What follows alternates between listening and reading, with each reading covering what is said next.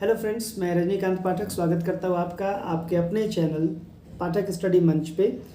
और इस चैनल के माध्यम से विभिन्न विषयों से संबंधित जानकारियाँ आप तक पहुँचाई जाती हैं।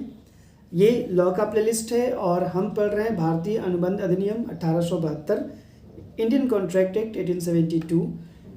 अगर आपको ये सीरीज पसंद आ रहा हो तो आप इसे लाइक करें, अपने वैल्यूएबल कमेंट्स हम तक पहुँचाएँ। और अगर आप इस चैनल पर नए हैं तो आप इसे सब्सक्राइब करें, इस चैनल को सब्सक्राइब करें और बेल आइकन को दबा करके ऑल पर प्रेस करें, जिससे कि इस चैनल से संबंधित नोटिफिकेशंस आप तक पहुंचती रहें। पिछले सेशंस के लिंक मैं डिस्क्रिप्शन में डाल दूंगा, आप वहां से जाके देख सकते हैं। पिछली सेशन में हमने बात करी थी इंडियन कॉन्ट्रैक्ट एक्ट के बारे में और समझा था कि इंडियन कॉन्ट्रैक्ट एक्ट एक्चुअली होता क्या है, क्या ये अपने आप में पूर्ण है, ये कहाँ तक एप्लीकेबल हुआ करता है, और कुछ बेसिक टर्मिनोलॉजी के बारे में हमने बात की थी जो हम कॉन्ट्रैक्ट एक्ट में बार बार सुनते, बार बार पढ़ते हैं। आज हम बात करेंगे कॉन्ट्रैक्ट के बारे में कि section 2H, Indian contract act 1872 का सेक्शन 2H हमें बताता है कॉन्ट्रैक्ट के बारे में, कॉन्ट्रैक्ट एक्चुअली होता क्या है। कुछ डेफिनेशंस हम लोग देखेंगे जो कि अलग अलग विद्वानों ने बताया है, और साथ ही भारतीय अनुबंध अधिनियम इसकी धाराएं क्या कहती हैं इसके बारे में। तो सबसे पहले एक हम देखते हैं विभिन्न न्यायाधीशों या फिर जो विधि वेता होते हैं उनके कुछ डेफिनेशन को। सर विलियम एंसन के शब्दों में कहा कि अनुबंध एक प्रकार का ठहराव है जो कि प्रत्यक्ष रूप से होता है और दायित्व उत्पन्न करता है। वहीं पे अगर हम बात करते हैं सैलमेंट की, तो सैलमेंट का कहना है कि अनुबंध एक प्रकार का ठहराव है जो पक्षकारों के मध्य दायित्व उत्पन्न करता है और पक्षकारों के दायित्व की व्याख्या भी करता है। तो एंसन की अगर हम बात करें तो ये इनका कहना है कि डायरेक्ट रूप से किया गया कोई भी ऐसा एग्रीमेंट जो दायित्व उत्पन्न करे तो इसे हम एक कॉन्ट्रैक्ट कह सकते हैं। लेकिन अगर सेलमेंट की बात करते हैं तो उनका ये कहना है कि पक्षकारों के मध्य दायित्व स्थापित करने का कोई भी काम और जो उनकी जो रिस्पॉन्सिबिलिटीज़ जो होंगी, जो उनकी लायबिलिटीज़ जो होंगी, उसकी व्याख्या भी करे, ऐसे किसी भी एग्रीमेंट को हम लोग कॉन्ट्रैक्ट कह सकते हैं, कहते भी हैं। और लेकिन अगर भारतीय अनुबंध अधिनियम की परिभाषा की बात करें, सेक्शन 2H डील करता है और इसका कहना है कि अनुबंध एक ठहराव है जो कि राजनियम द्वारा प्रवर्तनीय होता है। राजनियम हम लॉ को कहते हैं, कानून को कहते हैं, और प्रवर्तनीयता का मतलब ये होता है, इसे इंग्लिश में एनफोर्सिएबिलिटी कहते हैं। प्रवर्तनीयता का मतलब होता है कि अगर कॉन्ट्रैक्ट में कुछ कहीं भी ऊपर नीचे होता है तो आप इसके लिए केस भी कर सकते हैं, तो प्रवर्तनीयता का ये सीधा मतलब होगा। अब बात करते हैं कि अगर हम परिभाषाओं को देखें तो इससे कुछ इनकी विशेषताएं यानी कि फीचर्स निकल करके सामने आती हैं। सबसे पहली बात कहा कि इसमें एक तो एक एग्रीमेंट होता है, ठहराव होता है। जब दो पार्टीज के बीच में कोई प्रपोजल देगा या कोई उसको एक्सेप्ट करेगा तो ये एक ठहराव को पैदा करेगा, एक एग्रीमेंट को पैदा करता है। तो एग्रीमेंट होना बहुत ही ज़रूरी है। किसी भी कॉन्ट्रैक्ट को होने से पहले उसमें एग्रीमेंट का होना बहुत ही ज़रूरी होगा, क्योंकि जब एग्रीमेंट होगा, और एग्रीमेंट के बारे में ये बताया जाता है कि agreement is equal offer plus acceptance. आपको कोई ऑफर करता हो, आप किसी को प्रपोजल देते हो और वो उसका एक्सेप्टेंस हो जाता है तो हम इसे एग्रीमेंट कहते हैं। और ऐसे तो एग्रीमेंट कई तरीके के होते हैं, लेकिन वैसे एग्रीमेंट जो कि कानूनन प्रवर्तनीय हो, जो कि लीगली इनफोर्सिएबल हो, उन्हें ही हम यहाँ पे लेंगे। कुछ सामाजिक ठहराव भी होते हैं, जैसे एक छोटा सा एग्जाम्पल है कि किसी दोस्त ने दूसरे दोस्त को कहा कि आज हमारे यहाँ बर्थडे पार्टी है बच्चे की, शाम में आप वाइफ के साथ खाने के लिए आमंत्रित है। लेकिन जब वो शाम में 7 बजे के टाइम पे वो जब जाता है, जिस समय उसे दिया गया था समय, जब वो जाता है तो देखता है कि वो ताला बंद करके कहीं और किसी रेस्टोरेंट में पार्टी मना रहा है अपनी फैमिली के साथ। तो और जब वो कॉल करता है तो पता चलता है कि नहीं, आज तो पार्टी नहीं हो पाएगी, हम अगले दिन करते हैं।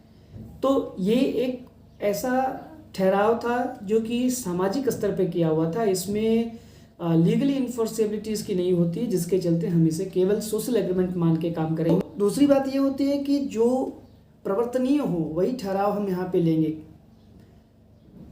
हम समझ रहे हैं, हम जानने की कोशिश कर रहे हैं कि अनुबंध क्या है और अनुबंध की विशेषताएं क्या हैं। तो अनुबंध की पहली विशेषता कि उसमें ठहराव होना चाहिए।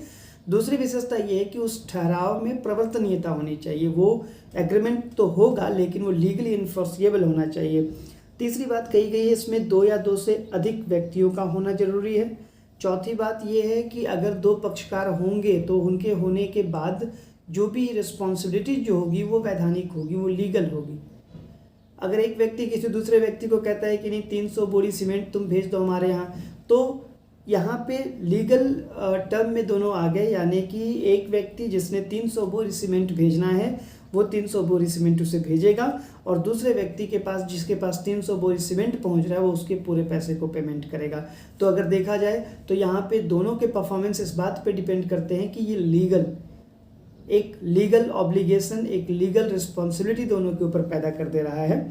अगली बात हम करेंगे तो एक पक्षकार को दूसरे पक्षकार यानी एक पार्टी जो है वो दूसरे पार्टी के ऊपर उसको कुछ अधिकार स्वतः प्राप्त हो जाते हैं। जैसे कि 300 बोरी अगर सीमेंट ए बी को भेजने वाला है तो ए का अधिकार है कि वो बी से उन 300 बोरी सीमेंट का पैसा लेगा। तो अगर देखा जाए तो इसकी एक विशेषता में, प्रमुख विशेषता में ये भी आ रहा है कि दोनों पार्टीज जो होते हैं उनके राइट्स तो मिलेंगे और साथ साथ उनके ऑब्लिगेशंस भी मिलते हैं, उनको कुछ वैधानिक दायित्व भी मिलेगा और वैधानिक उसके अधिकार भी उनको प्राप्त हो जाते हैं। सिंपल टर्म में अगर देखा जाए तो हम कह सकते हैं कि अनुबंध जो होता है ये ठहराव है और ये कानूनन प्रवर्तनीय ठहराव है। इंग्लिश में अगर हम इसे देखना चाहें तो contract is equal agreement plus enforceability और इनफोर्सिएबल बाय द लॉ। तो अब हम आगे बढ़ते हैं। यहाँ पे हमने अनुबंध को समझा, अनुबंध की परिभाषा और उसकी विशेषता को देखने की कोशिश की, समझने की कोशिश की। अब आइए हम जानते हैं कि अनुबंध के, किसी भी वैध अनुबंध के यानी कि जो वैलिड कॉन्ट्रैक्ट जो होगा, वैलिड कॉन्ट्रैक्ट वो होते हैं जिसमें उसके खंडन के बाद आप कोर्ट में जाकर के कॉम्पिटेंट कोर्ट में केस कर सकते हैं। तो वैध अनुबंध के लक्षण क्या होने चाहिए, या फिर हम ये कह सकते हैं कि अनुबंध के लक्षण क्या होने चाहिए। हम यहाँ पे डील करने वाले हैं कैरेक्टरिस्टिक ऑफ अ कॉन्ट्रैक्ट। अगर हम वैध अनुबंध के लक्षणों को डील करते हैं तो सबसे पहला जो इसमें पॉइंट होना चाहिए वो ये कि मोर देन 2 पार्टीज, इसमें कम से कम 2 लोग तो होने ही चाहिए। 2 या 2 से अधिक लोग हो सकते हैं, क्योंकि कभी भी अपने ऊपर कोई भी कॉन्ट्रैक्ट नहीं हो सकता है। अगर मैं अपने आप पे कोई कॉन्ट्रैक्ट करूं कि तुम सुबह सुबह उठ करके ये काम करना और मैं तुम्हें पैसे दूंगा, तो ये सबसे पहली बात है कि यहाँ पे प्रॉमिसर भी वो खुद है, प्रॉमिसी भी खुद है, ऑफरर भी खुद है, एक्सेप्टर भी वो खुद है। तो ऐसी स्थिति में हम कॉन्ट्रैक्ट इसे नहीं कह सकते हैं। यहाँ पे 2 पार्टीज कम से कम होना आवश्यक होता है। दूसरी बात होती है कि इसमें ठहराव होना बहुत जरूरी है। ठहराव का मतलब क्या होता है? एग्रीमेंट के बारे में मैं बार बार बता रहा हूँ कि जब कोई किसी को प्रपोजल दे और उसका एक्सेप्टेंस हो जाए तो हम इसे कहते हैं कि वो एग्रीमेंट क्रिएट कर रहा है। लेकिन वे एग्रीमेंट जो होना चाहिए वो एक लीगल एग्रीमेंट होना चाहिए, लॉफुल एग्रीमेंट होना चाहिए, अनलॉफुल, इलीगल या सोशल नहीं होना चाहिए। सोशल एग्रीमेंट्स में जैसा कि एग्जांपल अभी जस्ट बताया कि वो मित्र ने किसी दूसरे को बुलाया, नाश्ते पर बुलाया कि भाई बर्थडे पार्टी है, आप बर्थडे पार्टी में आएंगे, लेकिन सेम टाइम में वो था नहीं वहाँ पे, तो ऐसे में वो सोशल एग्रीमेंट है, कॉन्ट्रैक्ट नहीं बन सकता यहाँ पे। अनुबंध का तीसरा महत्वपूर्ण लक्षण है कि वो वैधानिक रूप से लागू होता है। अनुबंध का तीसरा प्रमुख लक्षण है कि ये वैधानिक रूप से लागू होता है।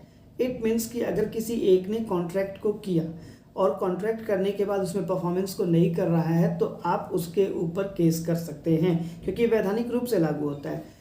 अगली बात है कि ये वैधानिक उत्तरदायित्व को स्थापित करता है। वैधानिक उत्तरदायित्व मतलब लीगल रिस्पॉन्सिबिलिटी या फिर लीगल ऑब्लिगेशंस आपके ऊपर लग जाएंगे।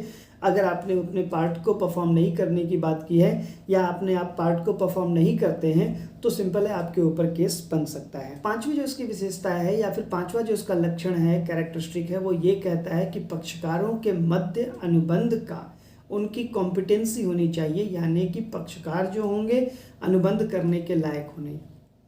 अगर अनुबंध करने के लायक वो पार्टनर नहीं है तो वो अनुबंध नहीं कर सकते। हमारे यहाँ इंडियन कॉन्ट्रैक्ट एक्ट में बताई गई हैं बातें कि जो माइनर होते हैं 18 साल से जिनकी उम्र कम होती है, जो अनसाउंड माइंड के होते हैं, जिनका दिमागी संतुलन सही नहीं है, या फिर लॉ ने जिन्हें एक्सप्रेसली मना कर दिया कि ये कॉन्ट्रैक्ट नहीं कर सकता, तो ऐसे लोग कॉन्ट्रैक्ट नहीं कर सकते। मतलब कि पक्षकारों में अनुबंध करने की क्षमता होनी चाहिए। अगली बात है कि पक्षकारों की स्वतंत्र सहमति की भी आवश्यकता होगी।